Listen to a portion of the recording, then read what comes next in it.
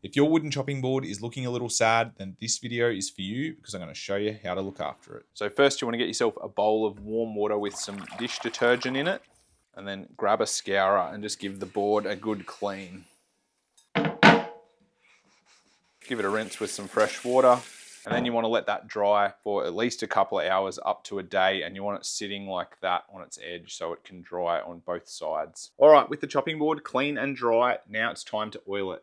Now when you're oiling it, it's important not to use a vegetable or olive oil because it will go rancid, and what you want to do instead is use a food grade mineral oil. So what I'm going to do is apply a good amount of mineral oil to the board, and then getting a cloth, I'm just going to rub that in. What the mineral oil is going to do is soak deep into the timber fibers and really hydrate and protect the timber, making sure to do both sides.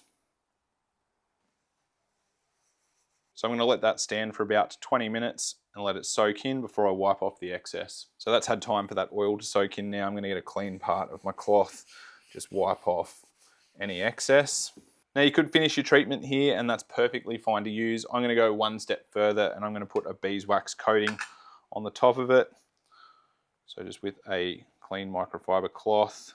And this is going to provide a really good durable top coat that's water resistant. So just get my beeswax and rub that in, making sure to get all the sides. And then once I've done the other side, I'll let that sit for about 15 to 20 minutes to soak in. And then with another clean cloth, can buff off any excess wax.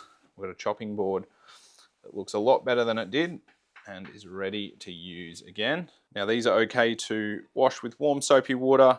Never soak it or submerge it in the sink for extended periods or put it in the dishwasher. And when you're drying it, ideally store it upright so that it can dry properly. And then apply wax and oil as needed to keep it in tip-top condition.